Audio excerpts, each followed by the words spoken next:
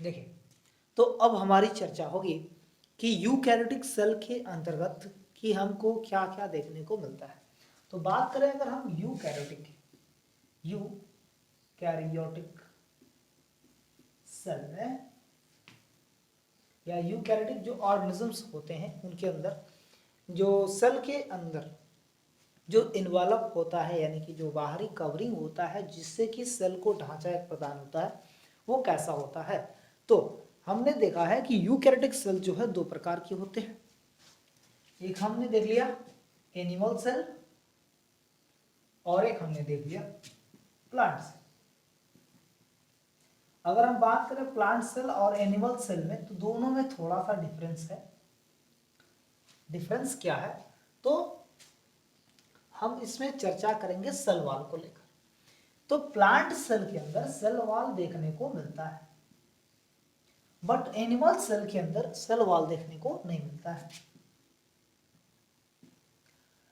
देखो, लेकिन अगर हम बात करें प्लांट सेल में, तो प्लांट सेल के अंदर जो सेल वॉल होता है वो सेलुलोज का बना होता है।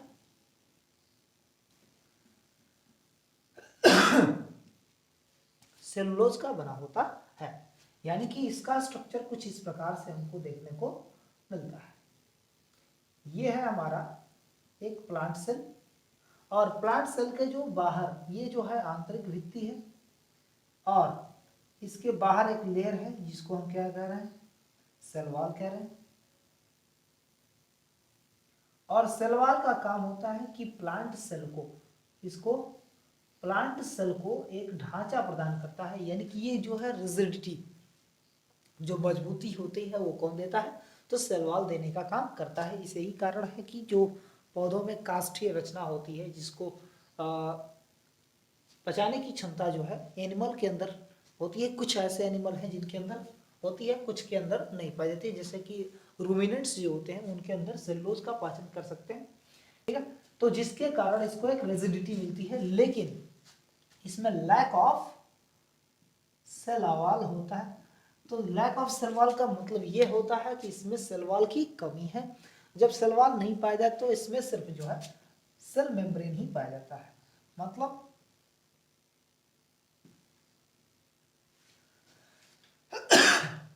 तो प्लांट सेल के अंदर हमको जो सेल इन्वॉल्व है, यानी कि बाहरी कवरिंग है, वो दो हिस्सों में देखने को मिलता है, एक सेल वॉल से और दूसरा प्लाज्मा मेम्ब्रेन से। प्लाज्मा मेम्ब्रेन से, जिसको हम सेल मेम्ब्रेन भी कहते हैं। तो लेकिन अगर एनिमल सेल की बात करें तो इसमें सिर्फ क्या देखने को मिलेगा, प्लाज्मा मेम्ब्रेन देखने को मिल रहा है, ठीक। तो एक में सिर्फ प्लाज्मा मेम्ब्रेन है, दूसरे वाले में प्लाज्मा मेम्ब्रेन है और साथ में सेल वॉल भी देखने को मिल रहा है, जो कि ये वाला स्ट्रक्चर हमको देखने को यहाँ पर मिला। तो प्लाज्मा मेम्ब्रेन जो होता है, अगर हम प्लांट सेल की बात करें तो प्लांट सेल में सेल वॉल जो होता है, पहली चीज की सेल वॉल का काम होता है प्रोटेक्शन का। किसका? प्रोटेक्शन का। तो जितने भी प्लांट के अंदर जितनी भी चोट वोट है या जो एक्सटर्नल एफर्ट्स लग जाते हैं जिनके कारण सेल डैमेज हो जाता है, उनसे सेल को डैमेज होने से जो सुरक्षा प्रदान करता है उसे हम क्या कहते हैं, सेल वॉल कहते हैं। ये भी एक प्रकार से मेम्ब्रेन है जो कि इसको चारों तरफ से घेरे रखती है, ठीक है। तो प्लांट सेल के अंदर क्या होता है कि सेल वॉल का जो सिस्टम है उसको हम बाद में पढ़ेंगे। सबसे पहले हम पढ़ेंगे प्लाज्मा मेम्ब्रेन के बारे में। तो प्लाज्मा मेम्ब्रेन हमने अभी पढ़ रखा है कि प्लाज्मा मेम्ब्रेन क्या होता है भाई, एक सेलेक्टिव परमेबल मेम्ब्रेन होता है। मतलब ये कुछ चुनिंदा चीज़ों को ही अंदर जाने दे सकती है और बाहर जाने दे सकती है।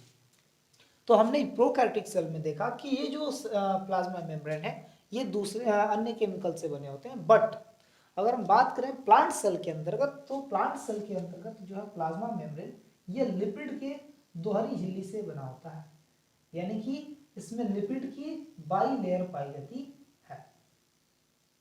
तो अभी जो है सन 1900 प्रारंभिक काल में जो है प्लाज्मा मेम्ब्रेन या किसी भी केमिकली सेल के बारे में जो केमिकली कंपोजिशन है उसका पूरा डिटेल स्ट्रक्चर नहीं पता था। और इन सारी चीज़ों का जो डिटेल स्ट्रक्चर है वो हमको पता चला जब माइक्रोस्कोप की खोज हो चुकी थी, यानी कि जब 1950 के अंदर 1950 के अंदर जब माइक्रोस्कोप की खोज हुई, उसके बाद जो है सेल के बारे में डिटेल स्ट्रक्चर जानकारी प्राप्त हुई। उससे पहले क्या क्या जानकारियां थी कि भाई जितने भी प्लाज्मा मेम्ब्रेन होता है वो किससे मिलकर बना होता है, तो वो जो है लिपिड से मिलकर बना होता है, वो भी लिपिड के बाई लेयर से घिरा होता है। जैसे कि अगर हम बात करें कुछ और, जैसे प्लाज्मा मेम्ब्रेन है तो इसमें दो हिस्से हैं, ठीक है। होता तो बाद में डिटेल स्ट्रक्चर जब पता चला, तो डिटेल स्ट्रक्चर में क्या पता चला कि ये जो है इसमें सिर्फ लिपिड ही नहीं, साथ में प्रोटीन के भी कुछ अंश देखने को मिलते हैं। देखिए इसमें दो चीजें होती हैं, एक होता है पोलर इंड और एक बाइलिपिड लेयर में दो इंड होते हैं, एक होता है हेड इंड और एक होता है टेल। तो क्या होता है हेड इंड और क्या होता है टेल इंड? तो ऐसी हिस्सा यानी कि हेड वाला वो हिस्सा होता है जो कि हाइड्रोफिलिक होता है, और जो टेल वाला हिस्सा होता है वो होता है हाइड्रोफोबिक। मतलब हेड वाले हिस्सों को हम कहते हैं पोलर और टेल वाले हिस्सों को कहते हैं नॉन पोलर। तो पोलर और नॉन पोलर का मतलब क्या है? यानी कि ये जो है पोलर को हम ऐसे समझ लें कि ऐसा हेड यानी कि वह हिस्सा बाइलिपिड में वह हिस्सा जो कि हाइड्रोफोबिक हो।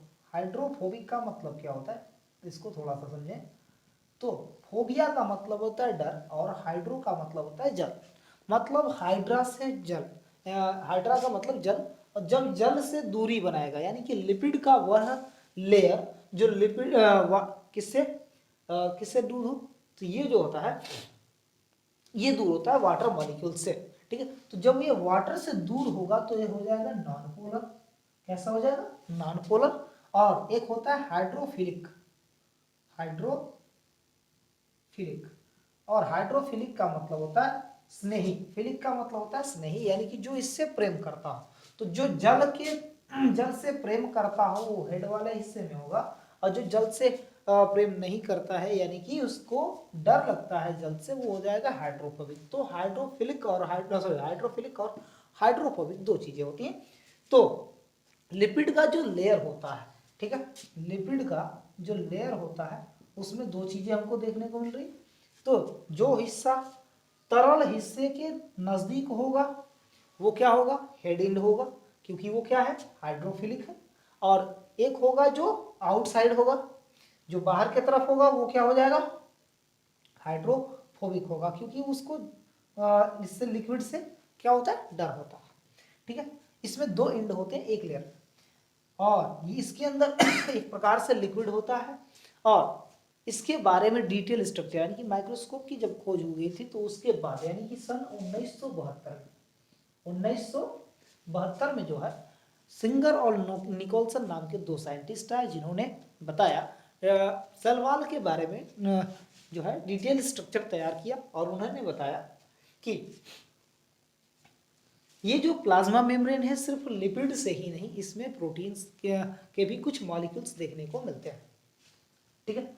तो अगर हम बात करें कि लिपिड और प्रोटीन को कितने कितने हिस्से हमको देखने को मिलते हैं, देखिए साथ में लिपिड और प्रोटीन ही नहीं, साथ में इसमें कार्बोहाइड्रेट के भी कुछ देखने को मात्रा देखने को, कार्बोहाइड्रेट हाइड्रेट यानी कि कार्बोहाइड्रेट की भी कुछ मात्रा हमको देखने को मिल जाती है।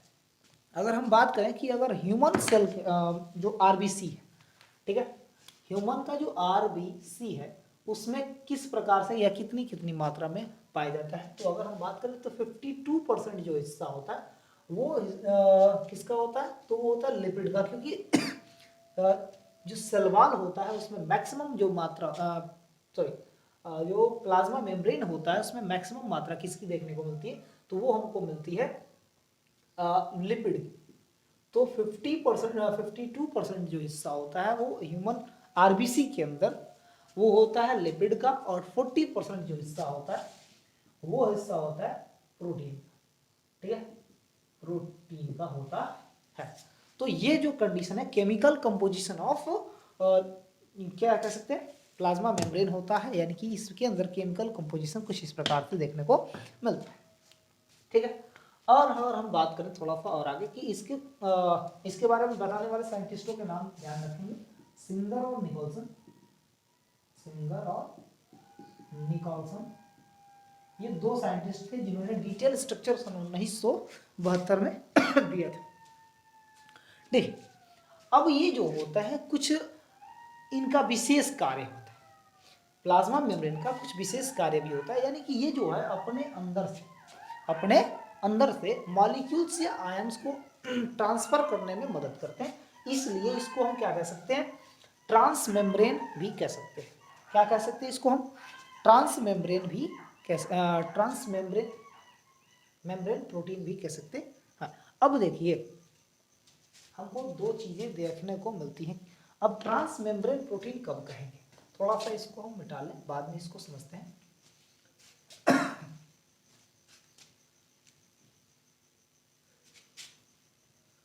प्रोटीन जो होता है, प्रोटीन के आधार पर जो है, अब प्रोटीन दो ही जगहों पर पाया जाता है, एक होता है पेरिफेरल, एक होता है पेरिफेरल प्रोटीन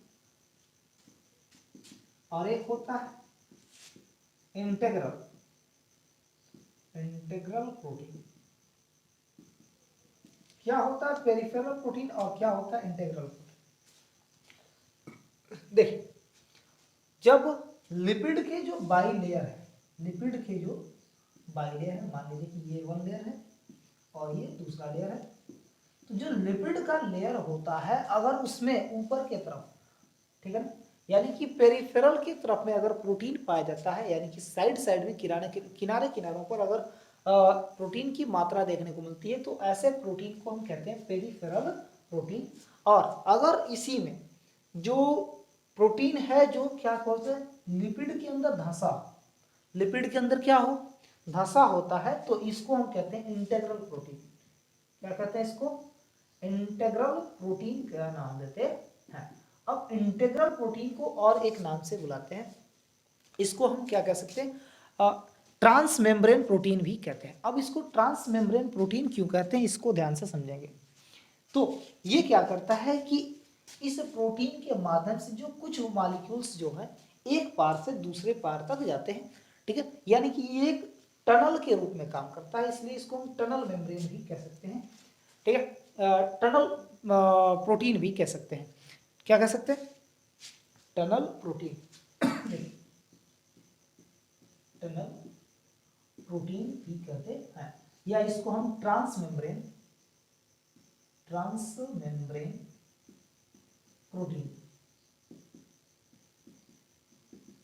ठीक है, ये इसका काम होता है। तो जितने भी प्लाज्मा मेम्ब्रेन में ये सारे जो है फंक्शन हमको देखने को मिल जाते हैं। और अगर हम बात करें तो इनको जो है इंटेग्रल प्रोटीन को उसके स्थान से निकालने के लिए, यानी कि नॉर्मली हम वाटर मॉलिक्यूल से इसको नहीं निकाल सकते, इनको निकालने के लिए, रिमूवल ऑफ इंटेग्रल प्रोटीन के लिए हमें डिटर्जेंट्स का उपयोग करना पड़ता है, डिटर्जेंट का उपयोग करना पड़ता है। ये बहुत ही इंपॉर्टेंट है, ये थोड़ा सा अपर लेवल में हमको देखने को मिलता है। देखिए अब क्या होता है कि इसके अंदर जो लिपिड होते हैं वो फ्लिप फ्लॉप मूवमेंट को दिखाते हैं। अब क्या होता है भाई फ्लिप फ्लॉप मूवमेंट, थोड़ा सा इसको समझें। तो जो प्रोटीन तो नहीं, लेकिन जो लिपिड की जो दोनों लेयर होती हैं उसमें फ्लिप फ्लॉप मूवमेंट देखने को मिलता है। अब क्या होता है भाई फ्लिप फ्लॉप मूवमेंट, इसको ध्यान से अगर हम समझें, ठीक है, तो फ्लिप फ्लॉप मूवमेंट का मतलब ये होता है कि ये जो है तरल अवस्था में पाए जाते हैं, क्योंकि जो सिंगर और निकोलसन है इन्होंने पूरे प्लाज्मा मेम्ब्रेन का फ्लूइड मोज़ेक मॉडल तैयार किया था। इसका फ्लूइड मोज़ेक मॉडल तैयार किया था। और फ्लूइड मोज़ेक मॉडल होने के साथ साथ अगर हम देखें तो इसमें जो फ्लूइड देखने को मिलता है जिसको हम कैसे क्वासी फ्लूइड कहते हैं। क्या बोलते हैं इसको, क्वासी फ्लूइड कहते हैं। और इस फ्लूइड की मात्रा जो है लिपिड वाले में कंडीशन में हमको देखने को मिलती है, जिसकी वजह से क्या करते हैं कि ये जो लिपिड के लेयर हैं एक जगह से दूसरे जगह तक मूव कर जाते हैं, और जो ये एक जगह से दूसरे स्थान तक मूव करते हैं तो जब वो लोकेशन को चेंज करते हैं तो इसको हम कहते हैं फ्लिप फ्लॉप मूवमेंट। ठीक है, जो कि हमको किसके अंदर देखने को मिल रहा है, तो बाई लिपिड लेयर के अंदर देखने को मिलता है। बट प्रोटीन की पोजीशन चेंज नहीं होती है। प्रोटीन चूंकि ये लार्जर इन साइज होते हैं और ये जो बाइलिपिड के लेयर होते हैं ये स्मॉलर इन साइज होते हैं, तो स्मॉलर साइज होने के कारण ये जो होते हैं ये फ्लिप फ्लॉप मूवमेंट को फॉलो कर जाते हैं, यानी कि कंप्लीट कर लेते हैं। बट प्रोटीन के मॉलिक्यूल्स बड़े होने के कारण फ्लिप फ्लॉप मूवमेंट में भाग नहीं ले पाते हैं। अगर हम बात करें कि प्लाज्मा मेम्ब्रेन का फंक्शन क्या होता है, तो प्लाज्मा मेम्ब्रेन का जो फंक्शन होता है वो होता है ट्रांसपोर्ट करने का। किसका? ट्रांसपोर्ट करने का काम करता है, यानी कि इसके अंदर फंक्शन का काम यही होता है कि इसमें ट्रांसपोर्टेशन होता है।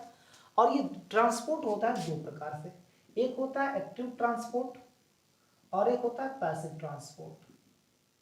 ठीक है, एक्टिव ट्रांसपोर्ट क्या होता है कि जब लो पोटेंशियल लो कंसंट्रेशन से हायर कंसंट्रेशन की तरफ मॉलिक्यूल्स को का जाना होता है।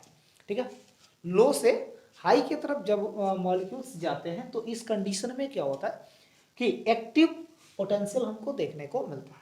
लेकिन अगर हम बात करें हाई पोटेंशियल से sorry for that low concentration से जब हाई कंसंट्रेशन में जाते हैं तो वहां पर एक्टिव ट्रांसपोर्ट देखने को मिलता है, और जब हाई कंसंट्रेशन से लो कंसंट्रेशन की तरफ जाते हैं तो उस कंडीशन में क्या होता है कि पैसिव ट्रांसपोर्ट हमको देखने को मिलता है। अब क्या होता है लो कंसंट्रेशन और क्या होता है हाई कंसंट्रेशन, ये प्रोसेस मैंने ऑस्मोसिस में आप लोग को समझा रखा है कि ऑस्मोसिस में क्या होता है कि एक तरफ हम कोई विलेन गाढ़ा लेते हैं तो उसको हम जिसका घोल ज़्यादा गाढ़ा होता है वो ज़्यादा हाई कंसंट्रेशन में रखा जाता है, और जो पतला होता है वो क्या होता है लो कंसंट्रेशन की तरफ रखा जाता है। तो यहाँ पर ट्रांसपोर्ट हमको देखने को मिलता है।